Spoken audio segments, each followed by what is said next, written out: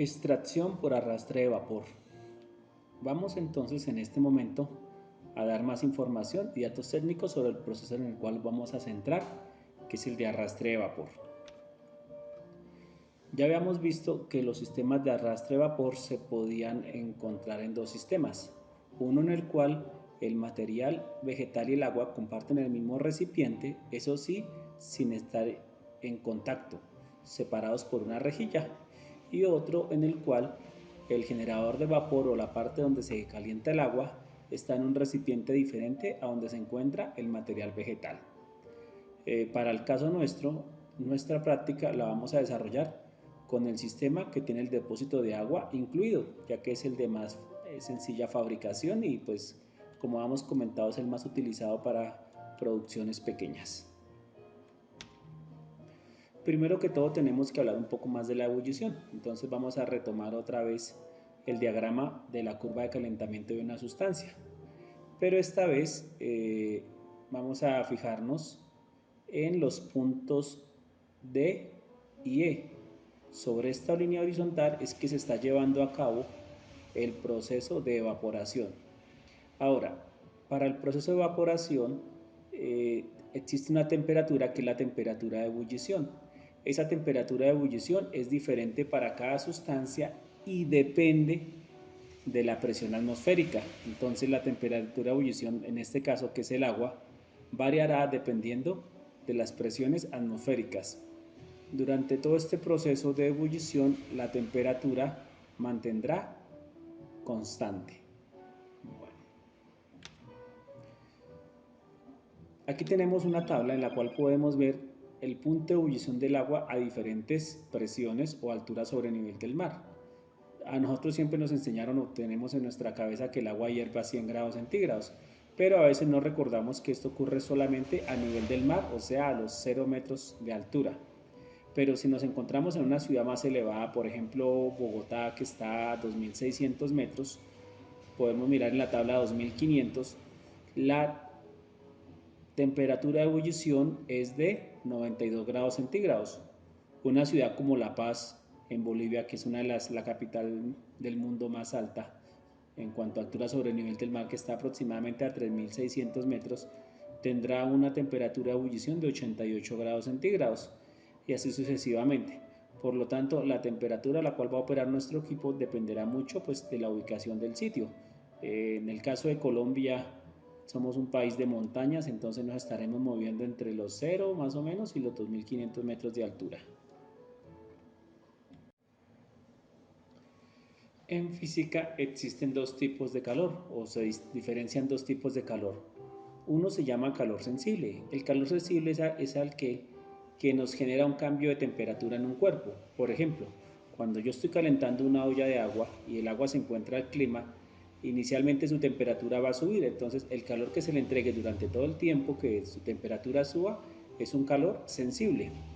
Cuando ya el agua comienza a hervir, yo le sigo entregando calor, pero en este momento ya su temperatura no va a aumentar porque ya va a comenzar el proceso de ebullición y durante todo el tiempo que esté ebulliendo pues estará a la temperatura de ebullición. Supongamos que estamos a nivel del mar, o sea que esa temperatura será de 100 grados centígrados. A ese calor que se le está entregando es un calor latente. Entonces cuando yo comienzo el proceso de calentamiento de mi equipo, inicialmente el agua recibe un calor sensible, se calienta hasta los 100 grados centígrados y comienza a vaporizarse y en ese momento está recibiendo un calor latente. Ahora, ese vapor sube, moja el material vegetal, ¿sí? Y se condensa. En ese caso el agua está perdiendo ya calor cuando hay un caso de condensación, pero ese calor sigue siendo un calor latente.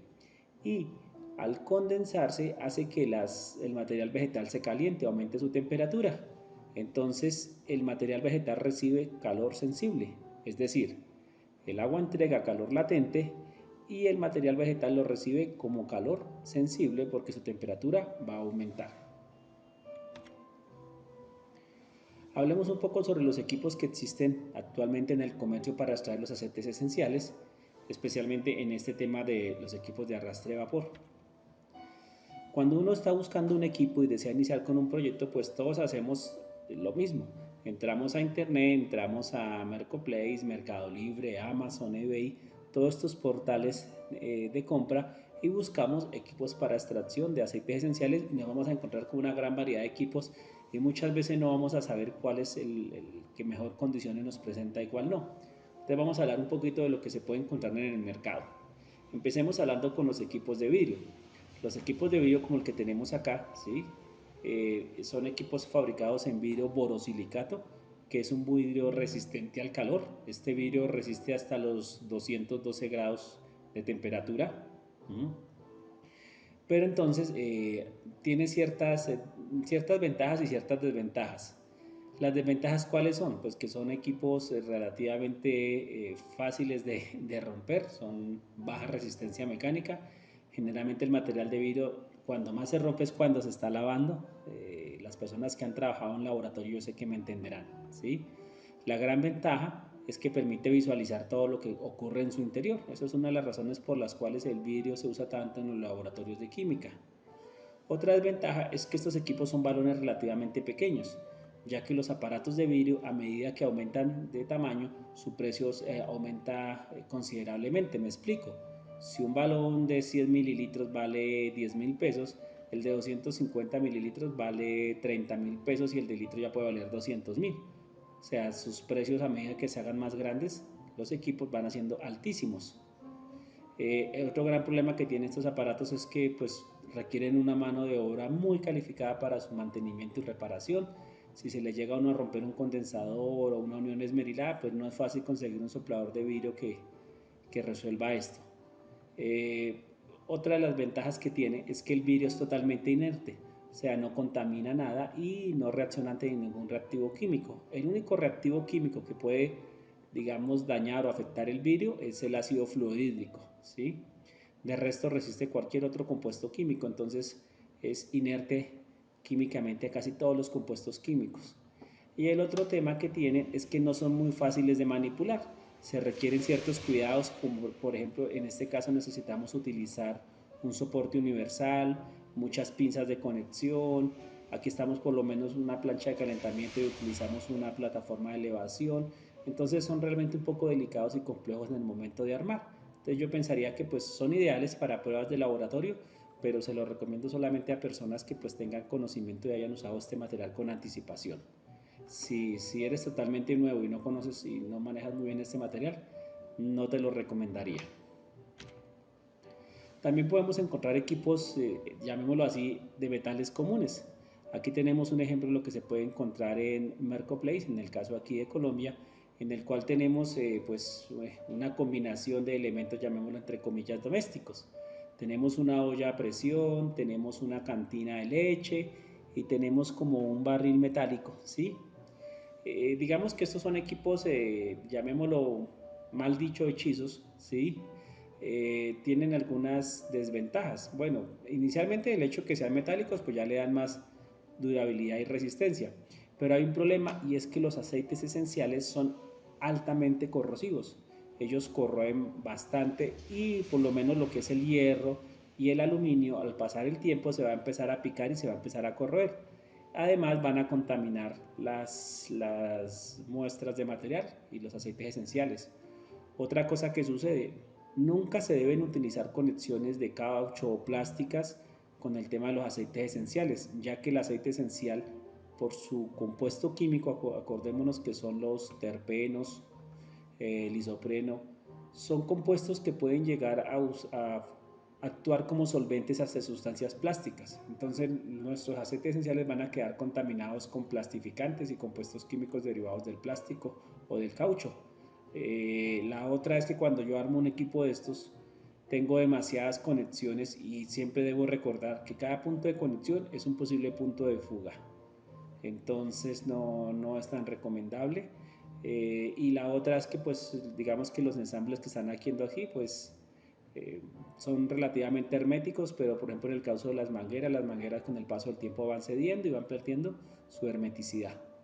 Entonces pensaría que pues tampoco es muy recomendable. Muchas veces lo miramos por el tema de costos, pues porque son mucho más económicos que otro tipo de aparatos, pero pienso que toca entrar a considerar los demás aspectos. Hay unos equipos que están muy difundidos y son muy comunes, que son los equipos de cobre, los alambiques de cobre. De por sí son equipos muy bonitos, pues el cobre como tal es un material que es muy vistoso y son tal vez los equipos que se usaron antiguamente. Los equipos de cobre pues tienen la ventaja de que son muy duraderos en cuanto a la corrosión, son muy resistentes a la corrosión, tienen poca resistencia mecánica, resulta que el cobre es un material muy maleable, ¿sí? Y pues fácilmente cede ante los golpes, rasguños y cosas así. Pero a pesar de que el cobre es inerte químicamente a mucha sustancia, hay algunos aceites esenciales que pueden llegar a sulfatar el cobre, ¿sí? Produciendo sulfato de cobre, y el aceite esencial puede resultar con ciertos colores verdosos o azulosos. El caso del geranio. El geranio es uno de los aceites esenciales que cuando entra en contacto con el cobre puede hacer que se sulfate. Y otro tema, por lo menos en este tipo de condensadores que he visto, resulta que este cierre entre digamos el calderín y el techo son cierres de presión. Al ser el cobre un material blando, ese cierre rápidamente pierde su hermeticidad, y he visto en muchos videos y tutoriales que las personas tienen que colocarle cintas de teflón, cintas adhesivas, o buscar cómo hacer ese selle para que no hayan fugas de vapor. Entonces pienso que también es aspectos que hay que considerar. Los equipos que más van a encontrar a nivel ya, digamos, los semiprofesional son los de acero inoxidable. El acero inoxidable pues cumple con la mayoría de las necesidades, tiene alta resistencia mecánica, o sea, va a durar mucho tiempo, no sufre tanto a los golpes. El acero inoxidable no contamina, es totalmente inerte. El grado 304, que es el de alimentos, es el que más se utiliza. Existe otro grado que es el 316, que también se puede utilizar, pero pues este es un poco más costoso, ya que resiste sustancias químicas ya mucho más fuertes como el ácido sulfúrico. Tienen buena durabilidad, un equipo de estos dura muchísimo tiempo, 50, 100 años. Las conexiones que se hacen generalmente son atornilladas, lo cual da una buena hermeticidad, y son relativamente fáciles de usar. Realmente el acero inoxidable llevará que más o menos un siglo de uso, y él fue el que desplazó a todo lo que era la fabricación de equipos en cobre. Entonces pues yo les recomendaría que el primer equipo en lo posible que ustedes adquieran, sin importar su tamaño, fuese en acero inoxidable. Bueno, hablando de eso, entonces, ¿cuáles son las condiciones mínimas que debe tener un equipo, o qué es lo que se debe buscar al momento de adquirir un equipo? Pues inicialmente que tenga alta resistencia mecánica, o sea, que sean materiales duraderos, que sea químicamente inerte. Ya dijimos que los materiales ideales son el vidrio de laboratorio, el acero inoxidable. Es más, el vidrio de laboratorio es mucho más inerte que el mismo acero inoxidable, pero pues tiene el problema de que no, de que se puede romper fácilmente. Que tenga pues buena durabilidad, que tenga buena hermeticidad, o sea, que los cierres garanticen el hermetismo. Entre más fácil de usar el equipo, mucho mejor, así que pienso que los equipos que menos componentes tengan pues son más prácticos para las personas. En lo posible que se pueda usar un sistema de calentamiento directo, ¿sí? Pues hay equipos que son enchaquetados y requieren para su calentamiento vapor, eso requeriría calderas. Pienso yo que lo más práctico inicialmente es poder utilizar llamas directas, quemadores de ACPM, fogones de gas, leña, carbón, pero pues que el calentamiento sea directo. Y el otro tema que es importante es el tema de recolección del aceite esencial de hidrolato. Muchos equipos en el comercio traen simplemente la parte del calderín, el condensador, y tienen una salida, pero pues dejan a responsabilidad al que compra el equipo cómo va a recogerlo. Entonces, por ejemplo, en este equipo que tenemos aquí, él tiene un sistema de recolección en vidrio y tiene su embudo de decantación y todo, donde yo ya puedo ir separando el aceite esencial. Bueno, ahora vamos a hablar del proceso de extracción, todas las etapas que involucran un proceso de extracción de aceite esencial por arrastre de vapor. Entonces tenemos que hacer las siguientes consideraciones para realizar nuestro proceso. Digamos que son las etapas de un diagrama de flujo. Lo primero que hay que hacer es la recolección del material vegetal. Después hay que preparar este material vegetal, o sea, picarlo, que generalmente se acostumbra con ciertos tamaños de partícula que veremos más adelante. Cargar dentro del equipo es introducir el material vegetal y el agua al equipo, cerrar y hacer todas las conexiones del equipo, las conexiones de agua. poner el equipo a calentar y poner en puesta en marcha el equipo. Vendrá después el proceso de destilación en el cual se hace la extracción como tal. Luego deben recolectar y separar los productos que se van a obtener, que en este caso son aceite esencial e hidrolato. Cuando se acaba ya nuestro proceso de destilación, que ya no vamos a extraer más, pues tenemos que hacer una parada del equipo, tenemos que extraer el desecho, que es el material vegetal, y disponer de estos residuos. Generalmente una de las cosas que tiene el proceso de extracción es que se requieren grandes cantidades de material vegetal y asimismo tenemos que después buscar la manera de cómo manejamos estos residuos, qué uso le damos o dónde los disponemos. Entonces hablemos primero de la recolección del material vegetal. Muchas personas recomiendan que preferiblemente se hagan las horas de la mañana. Digamos que en algunos casos en producciones pequeñas o lotes particulares es relativamente fácil. En mi caso, que extraigo bastante el eucalipto, pues yo lo hago tanto en las mañanas como en las tardes, pues por lo que necesito recoger relativamente cantidades grandes. Entonces, pues digamos que esto no es camisa de once varas ni de fuerza mayor, es lo recomendado. Cuando hagamos la recolección de material, ahí lo mejor es utilizar guantes y una indumentaria apropiada, ya que muchas de las, en el caso por ejemplo del eucalipto, tengo que arrancar las hojas de los tallos y pues el proceso es un poco dispendioso y lastima un poco las manos.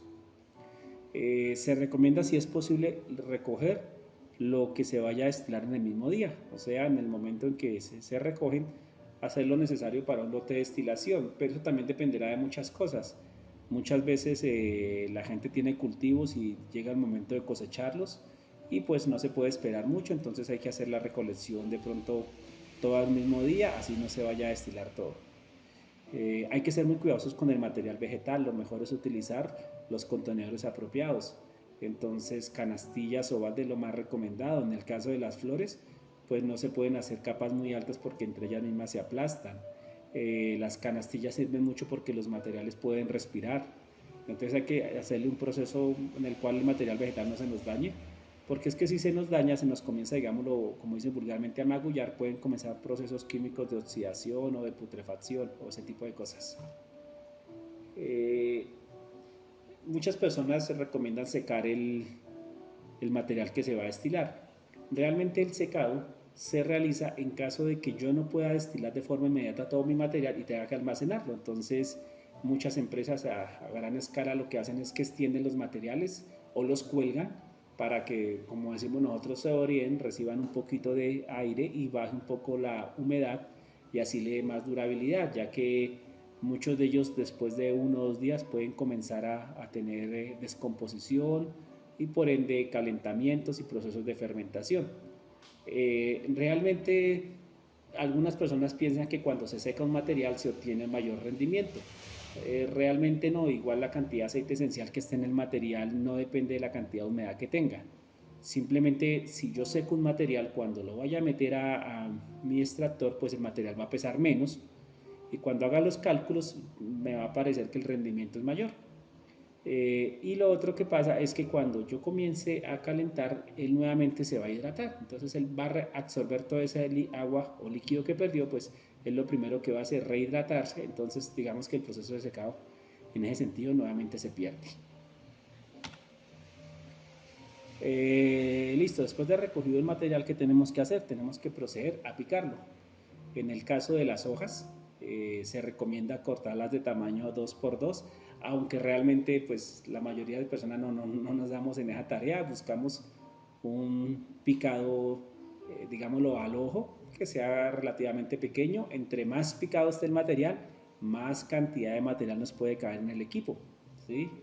Se pueden utilizar herramientas muy sencillas como cuchillos, machetes, las tijeras para jardinería, ¿sí? Son válidas para, digamos, lotes pequeños, de pequeñas cantidades de kilos. Pero si ya necesito una producción más grande y más extensa, entonces lo que necesito es equipos ya más avanzados como son los picadores de pasto. Hay equipos que me permiten picar hojas a tamaños aceptables. Algo muy importante, hago la anotación acá, el material no debe estar mojado en lo posible.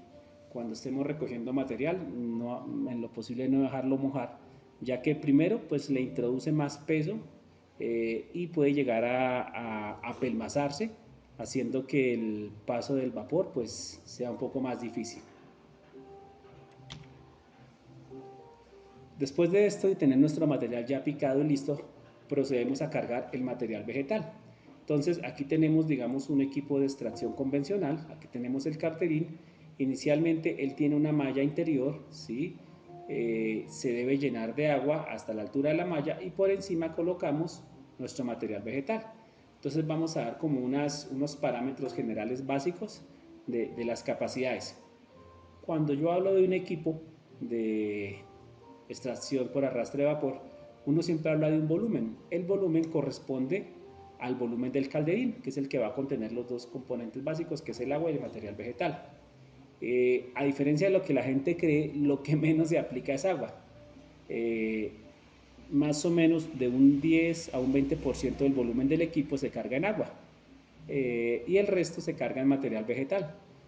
Entonces vamos a hacer un ejemplo numérico mental. Un destilador pequeño de 20 litros, el 10 al 20% serían de 2 a 4 litros de agua lo que se puede aplicar, ¿sí? Y me quedarían más o menos 16 litros libres para material vegetal. La densidad de la mayoría de los materiales vegetales redondea a los 250 gramos por litro. Entonces, ¿yo qué hago? Cojo el volumen que me queda y lo divido en 4 y esa es la cantidad de kilogramos que puedo utilizar. Entonces, para este destilador que era de 20 litros, si le aplico 4 litros de agua, me quedan 16 litros libres y al hacer la división de 16 entre 4, me da que puedo cargar aproximadamente 4 kilogramos de material. Ahora, esto cambia mucho dependiendo del tipo de material, las densidades varían un poco. Entonces digamos que es como una regla general, pero en el momento en que hacemos nuestras primeras destilaciones podremos saber con precisión qué capacidad nos cabe de ese material en específico. Ahora vamos a ver cuáles son los tiempos del proceso. Es muy importante para la planificación de una actividad de estas. Entonces, después de que tengo cargado, he cerrado el equipo y hago las conexiones necesarias, comienzo a calentar. Entonces, el primer proceso es el calentamiento del agua. Ahora, como el agua está en la parte inferior, es quien recibe el calor en forma directa y comienza un proceso de calentamiento. Como la cantidad de agua es relativamente pequeña, son tiempos cortos, 15 minutos, 20 minutos, 30 minutos, ¿sí? Después de esto, el agua comienza a evaporarse y lo que hace es que ese agua caliente, o ese vapor, perdón, asciende, hace contacto con el material vegetal. Como el material vegetal se encuentra frío, ¿qué va a suceder? Que ese vapor se condensa y va a empezar a calentarse el material vegetal. Entonces ese vapor al condensar gotea y regresa. Entonces comienza un ciclo de subir y bajar y durante ese ciclo el vapor le va entregando calor al material vegetal y él se va calentando totalmente.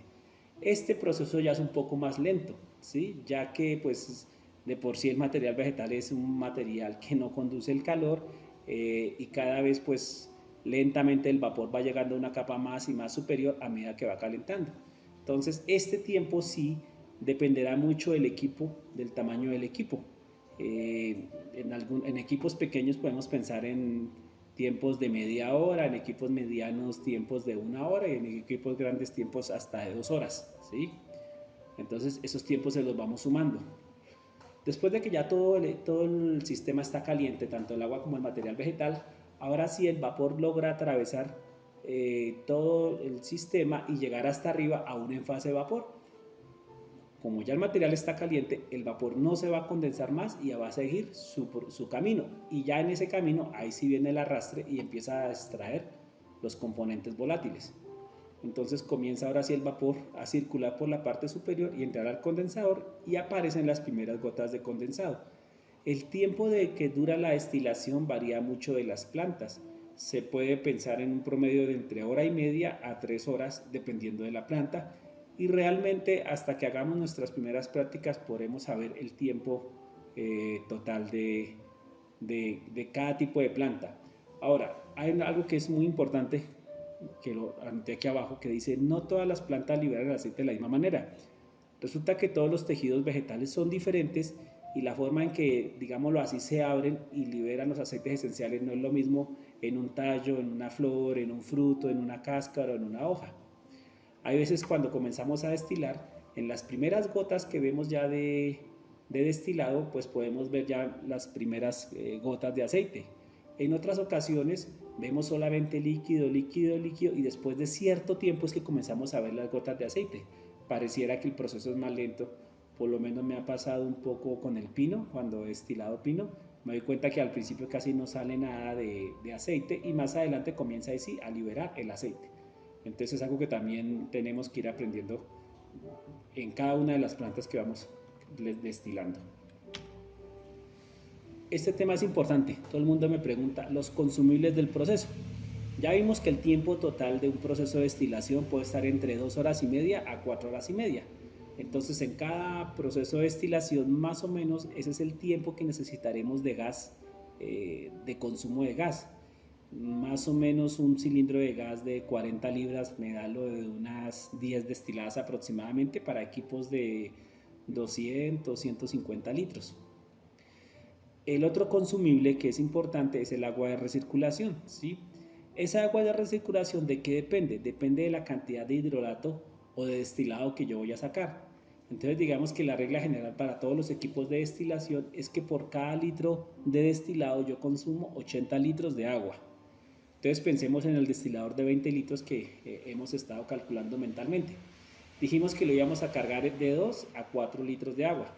Uno puede estar recogiendo más o menos la mitad de el agua en hidrolato, en destilado.